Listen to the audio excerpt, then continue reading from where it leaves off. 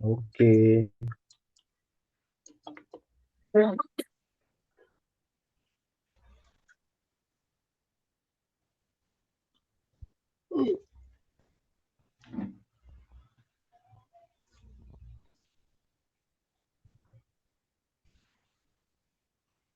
Share screen mana, Riz? Duh, aduh, Jasmine tuh ngomong dong. Oke lah, ntar dipotong aja lah ya. Suara aku masuk gak sih? Lah, Nanti dipotong, nanti Suara dipotong. aku masuk gak sih? masuk Masuk, masuk masuk. Suara aku masuk gak, woi? masuk Chan, Masuk. masuk. Oke, ready ya? Ready semua, Ready, ready semua. Ready? ready, ready. Udah kelihatan kan Jasmine-nya? Assalamualaikum warahmatullahi wabarakatuh. Eh, Perkenalkan, kami dari kelompok 1 kelas IK 3D.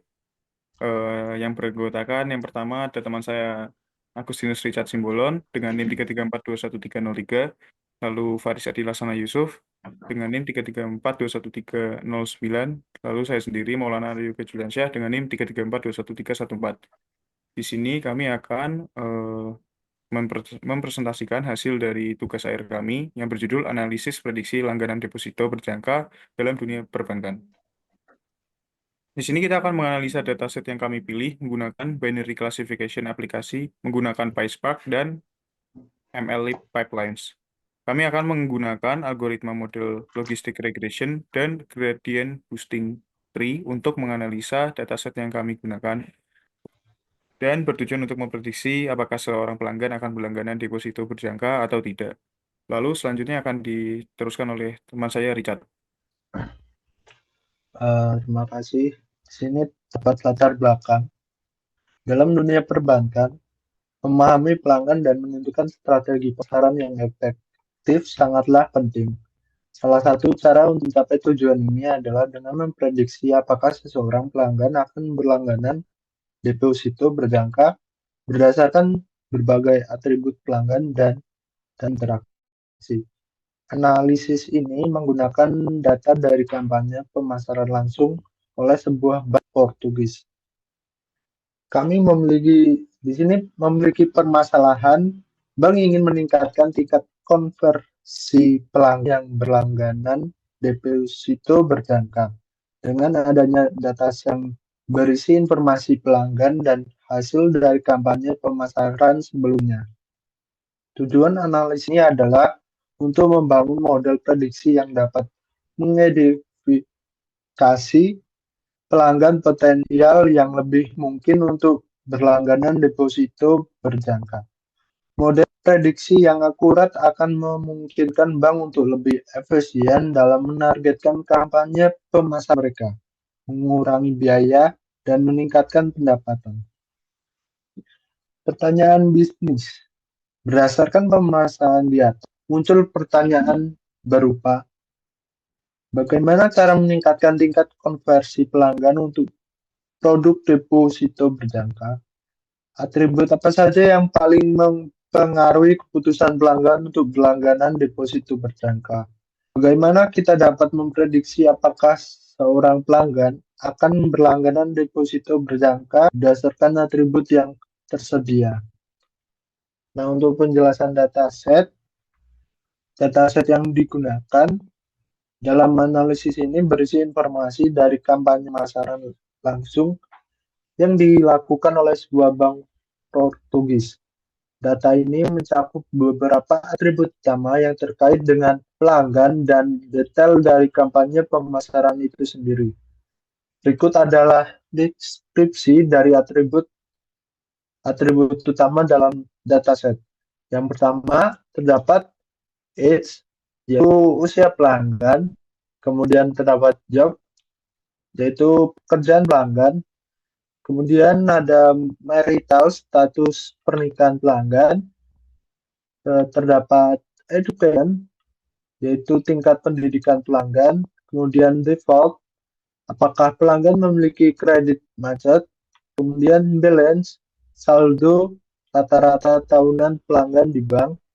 Kemudian housing, yaitu apakah pelanggan memiliki pinjaman perumahan. Kemudian loan, yaitu apakah pelanggan memiliki pinjaman pribadi. Kemudian kontak, itu jenis komunikasi yang digunakan untuk menghubungi pelanggan. Kemudian duration, yaitu durasi kontak terakhir dalam detik.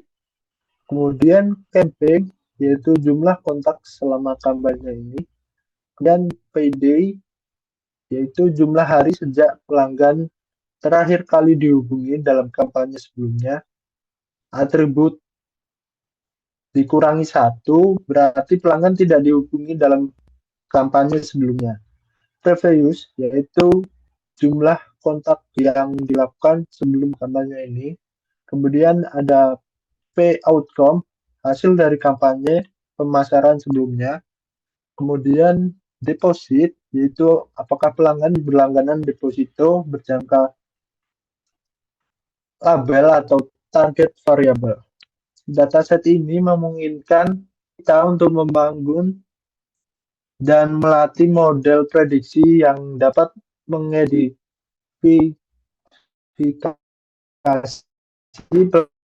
pelanggan yang lebih cenderung untuk berlangganan deposito berjangka berdasarkan atribut-atribut yang tersedia.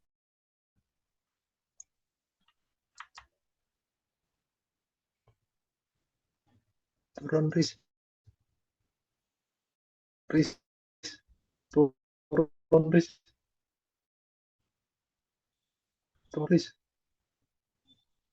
Baris.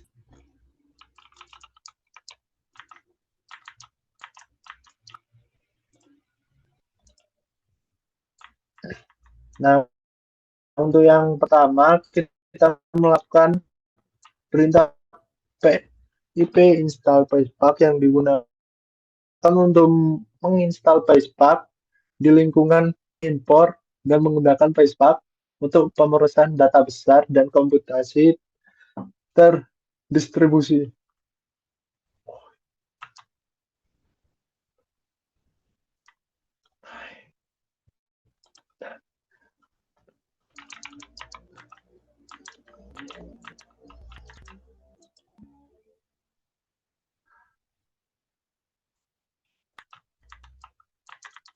Kemudian PIB, kemudian terdapat perintah kode untuk mengikuti dua library NumPy dan Pandas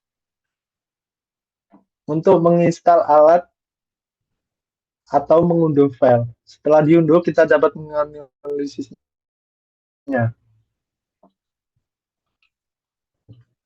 Selanjutnya ada mengeksplor dataset.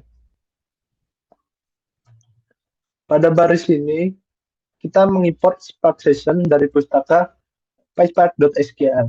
Spark Session adalah titik utama untuk membuat data frame dan melakukan operasi SQL di Spark. Di sini, kita membuat objek Spark Session, kemudian metode builder digunakan untuk mengkonfigurasi Spark Session baru. Kita dapat menetapkan nama aplikasi sebagai MLBank dengan menggunakan appname MLBank. Metode yang digunakan adalah get or create yang memastikan bahwa sesi baru dibuat jika belum ada, atau mengembalikan sesi yang sudah ada. Pada baris ini kita membaca file CSV yang bernama bank.csv dalam sebuah data frame Spark. Parameter yang digunakan adalah header sama dengan true yang menyatakan bahwa file memiliki header. Parameter yang kedua ada inter skema sama dengan true menyuruh Spark untuk menebak tipe data dari setiap kolom berdasarkan isi datanya. Hal ini membuat Spark secara otomatis mengatur data yang tepat untuk setiap kolom. Di sini terdapat age memiliki tipe data integer, job memiliki tipe data string, marital memiliki tipe data string, education memiliki tipe data string, default memiliki tipe data string, balance memiliki tipe data integer, Housing memiliki tipe data string, Flowan memiliki tipe data string, Kontak memiliki tipe data string, Day memiliki tipe data integer, Mon memiliki tipe data string, Duration memiliki tipe data integer, Campaign memiliki tipe data integer, Payday memiliki tipe data integer, Previous memiliki tipe data integer, Poutcome memiliki tipe data string, Deposit memiliki tipe data string. Kemudian kita akan menghitung jumlah baris di dalam data FringePath menggunakan metode sdf.com. Di sini terdapat 11.162 baris ya kawan-kawan.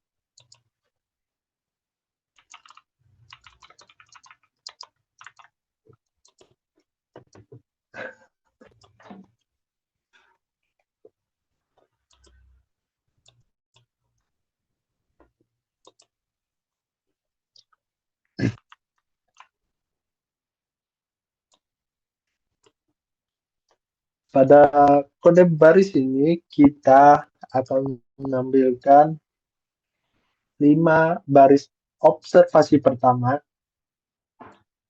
dan data tabel padas menarik daripada metode Spark Data Frame Show.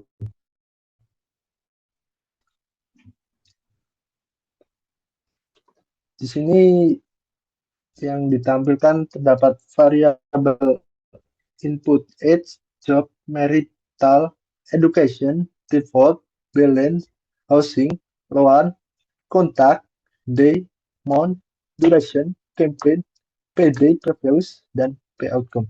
Variabel outputnya adalah deposit.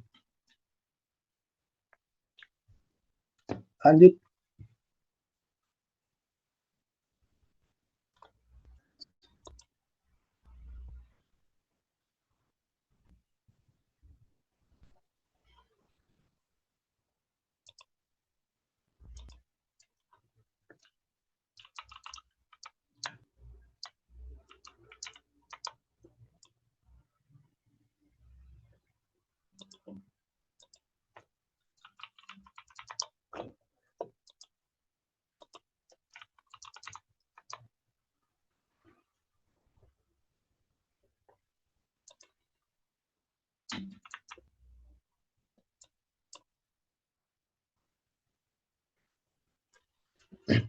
Setelah itu kita akan mengumpulkan data agar nanti hasilnya dapat dibilang seimbang.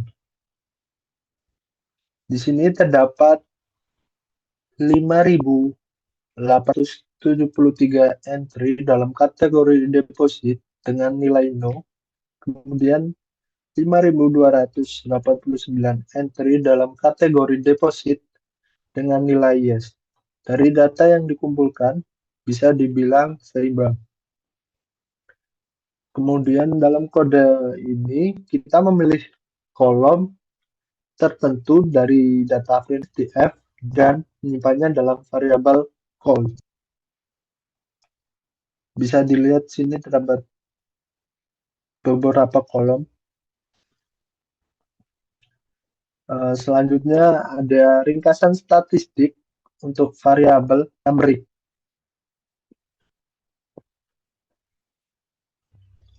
Kode ini memiliki tujuan untuk menghitung statistik deskriptif dari kolom-kolom numerik pada data frame SDF. Bisa dilihat di sini terdapat count, min, standard deviation, minimal, dan maksimal. Selanjutnya, korelasi antar variabel independen.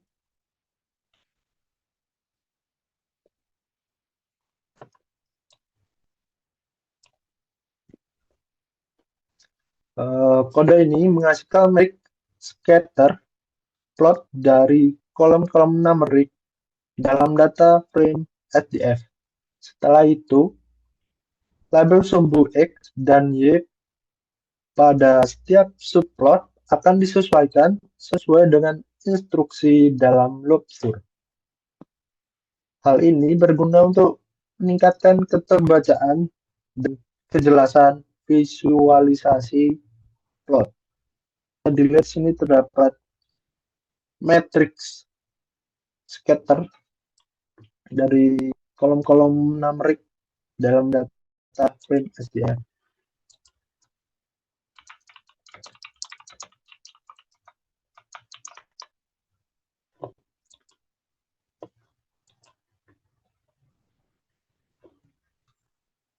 Selanjutnya akan dilanjutkan oleh Mas Faris. Selanjutnya ada tahap untuk mempersiapkan kumpulan data untuk machine learning. Prosesnya itu mencakup kategori indexing, one hot encoding, dan vector assembler, yaitu transformator fitur yang menggabungkan beberapa kolom menjadi kolom vektor. Di sini kita mengindeks setiap kolom kategori menggunakan string indexer, lalu mengubah kategori yang diindeks tadi menjadi variabel one hot encoded. Output yang dihasilkan memiliki vektor biner yang ditambahkan ke akhir setiap baris. Lalu kita menggunakan string indexer lagi untuk mengkodekan label kita ke indeks label. Selanjutnya kita menggunakan vector assembler untuk menggabungkan semua kolom fitur. Jadi seperti ini. Ini adalah contoh programnya, di mana kita mengimport library dari PySpark, ML Feature, yaitu untuk import tadi one hot encoder, string indexer, dan vector assembler. Setelah itu, kita menggunakan pipeline untuk menyatukan beberapa transformator dan estimator, di mana digunakan untuk menentukan alur kerja machine learning. Nah, tahapan pipeline-nya ditentukan sebagai array berikut, array yang terurut. Jadi di sini juga kita mengimport library dari PySpark, machine learning, yaitu importnya pipeline. Di sini kita setting pipeline-nya, stage-nya, pipeline modelnya, lalu dijadikan sebagai variable SDF. Lalu kita pilih kolom, yaitu kolom label dan kolom fitur, ditambah kolomnya. Lalu kita select kolom yang kita select tadi dalam variabel SDF. Lalu ketika kita print skemanya maka akan tampil seperti ini, yaitu label memiliki tipe data double, dan untuk no labelnya dia false, fiturnya dia bertipe data vektor, age dia bertipe data integer, job bertipe data string, martial bertipe data string, education bertipe data string, defaultnya bertipe data string, balance bertipe data integer, housing bertipe data string, lalu loan bertipe data string, contact bertipe data string, duration bertipe data integer, campaign juga berdata integer, by dash integer juga, previous bertipe data integer, pay outcome juga bertipe data string, sementara deposit bertipe data string. Nah, di sini tadi kan kita memiliki kolom fitur dan label. Di sini kita akan menampilkannya dalam bentuk data frame yang digunakan library Pandas untuk stylingnya. Di sini dapat kita lihat label, di sini ada label dan fitur. Lalu kita gunakan panjang, di sini kita lihat panjang data frame tadi, yaitu sebanyak 30. Nah, setelah itu kita pisahkan kumpulan data tadi menjadi data untuk pelatihan dan pengujian. Memisahkan data secara acak menjadi set pelatihan dan pengujian, ditetapkan benih supaya bisa diproduksi lagi. Di sini bisa kita lihat dari hasil training dan data untuk training dan testingnya, di mana data training memiliki jumlah 7.855, sedangkan data untuk tes berjumlah 3.307. Pertama, kita akan menggunakan logistic regression model. Logistic regression model pada PySpark adalah salah satu algoritma pembelajaran machine learning yang digunakan untuk klasifikasi biner. Model ini menggunakan fungsi sigmoid untuk memetakan input apapun ke rentang nilai antara 0 dan 1, yang kemudian ditafsirkan sebagai probabilitas kelas positif. Spark MLP sendiri, pustakanya memberikan pembelajaran mesin Spark, menyediakan API untuk membangun dan melatih model regresi logistik dengan memanfaatkan pemrosesan paralel yang efisien di cluster Spark. Model ini ditingkatkan untuk menangani dataset besar dengan performa tinggi, memanfaatkan fitur seperti regularisasi L1 dan L2 untuk mencegah overfitting, serta menyediakan berbagai matriks evaluasi seperti akurasi, presisi, dan recall untuk menilai kinerja model. Pertama, kita import langsung logistic regression dari library PySpark ML classification. Sini kita definisikan sebagai LR dengan parameter future call dengan mengambil column fitur dan label call dengan mengambil volume label. Sementara yang terakhir itu ada parameter max iter untuk mengulangi seberapa banyak kali kita akan melatih data ini, yaitu sebanyak 10 kali. Yang pertama kita akan menggunakan lr.feed train, yaitu data train tadi yang sudah dibuat dengan didefinisikan sebagai variabel RL model. Nah, sekarang kita akan mengecek koefisien dengan menggunakan atribut logistic regression model. Di sini kami menggunakan matplotlib.pyplot untuk memvisualisasikan data yang kami dapat. Di sini kita NumPy juga digunakan untuk membantunya. Di sini ada variabel beta untuk membuat koefisiennya tadi, lalu kita tampilkan variabel beta tadi dalam grafik seperti ini. Jadi ini adalah koefisien betanya. Untuk meringkas model pada dasar pelatihan, kita juga dapat memperoleh ROC dan area under ROC, di mana ROC adalah grafik yang digunakan untuk mengevaluasi kinerja model klasifikasi biner dengan memplot rasio true positive rate terhadap false positive rate pada berbagai ambang batas atau threshold klasifikasi. Di sini kita dapatkan grafiknya seperti ini. Nah, sementara untuk area under the ROC curve itu adalah ukuran yang mengatur keseluruhan kinerja model klasifikasi. Di sini kita dapatkan nilai set area under ROC 0,887 sekian, yang menandakan bahwa dia lebih kecil dari 1 dan lebih besar daripada 0,5, di mana model yang lebih baik dari acak. Jadi semakin mendekati 1 itu semakin baik kinerja modelnya. Tentunya kita juga bisa mendapatkan nilai presisi dan recall-nya. Di sini juga kita visualisasikan dengan matplotlib tadi dalam bentuk grafik seperti ini. Nah, selanjutnya kita akan melanjutkan pada tahap prediksi pada dataset test tadi. Di sini kita menggunakan transform LR model dari LR model tadi dengan menggunakan data test. Sementara yang kita pilih di sini yang kita tampilkan adalah column age, job, label, row prediction, dan probability. Di sini kita menampilkan hanya 10 data pertama. Di sini dapat dilihat tabelnya. Di sini ada age, job, label, row prediction, dan probability. Pada baris pertama itu terdapat umur 33, jobnya manajemen, labelnya 0,0, row prediction-nya 1,9 sekian, dengan prediksi 0,0. Jadi ini probabilitasnya 0,8. Jadi semakin mendekati 1 ini prediksinya dia dianggap tidak akan mendepositkan atau tidak akan berlangganan deposit. Nah, bedanya dengan yang ketiga itu seperti dengan X52, jobnya manajemen, labelnya 0,0, dengan reputation negatif 0,7, dia prediksinya 1 atau menandakan dia akan berlangganan deposit.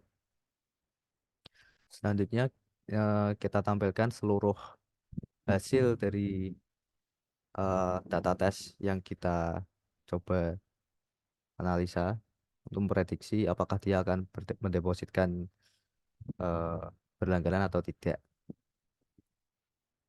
Ya, seperti ini terlihat label, ada fitur X, job management, material education, default balance, housing loan, contact duration. Sementara untuk prediksinya sendiri diletakkan pada 3 kolom terakhir. Selanjutnya ada evaluasi untuk model logistic regression tadi.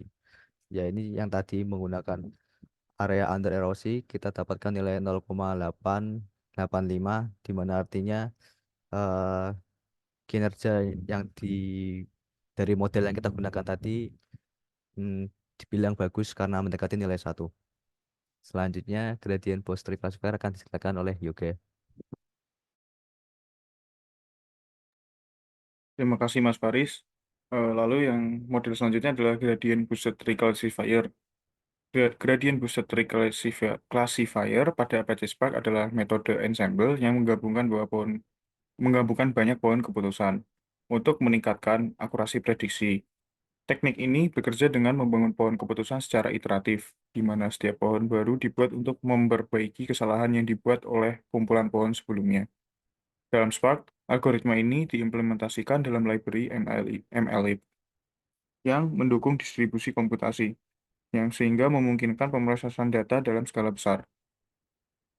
Model ini menggunakan loss function untuk mengukur kesalahan prediksi dan mengoptimalkan model secara bertahap dengan menyesuaikan bobot pohon-pohon tersebut, sehingga memperkuat kinerja prediksi keseluruhan. Gradient boosted tree classifier sangat efektif untuk berbagai jenis masalah klasifikasi dengan performa yang baik dalam memprediksi hasil. Lalu di sini ada kode yang akan di sini kode ini tujuannya untuk membuat model dan menganalisa model dengan parameter max iterasi 10, yang artinya model akan melakukan proses pelatihan maksimal 10 kali. Lalu model tersebut dilatih dengan metode transform untuk memprediksi label pada dataset pengujian. Terakhir, hasil analisis ditampilkan dengan memilih kolom-kolom tertentu, seperti age, job, label, prediction, dan probability. Dari tabel tersebut, dapat terlihat perbedaan di bagian kolom prediction. Seperti contohnya pada baris pertama, seseorang berumur 33 tahun dengan pekerjaan manajemen, dia prediksinya di sini 0,0, yang artinya dia berkemungkinan kecil untuk berlangganan dengan jangka.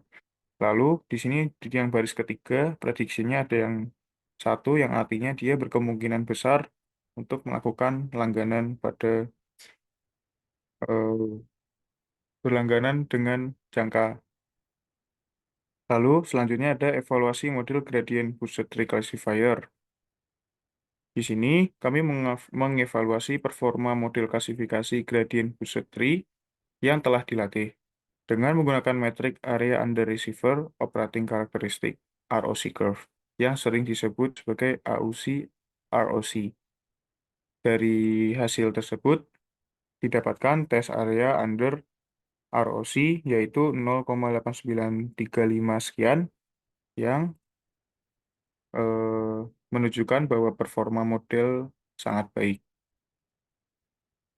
Gradient boosted tree mencapai hasil terbaik, lalu kami akan mencoba menyetel model ini dengan param grid builder dan cross validator.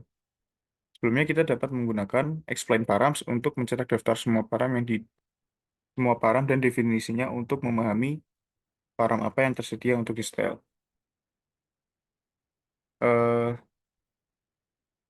Dengan perintah print explain params, maka akan muncul semua parameter yang digunakan, dan di sini kita akan hanya menggunakan 3 parameter, yaitu maxbin, maxdef, dan maxiter.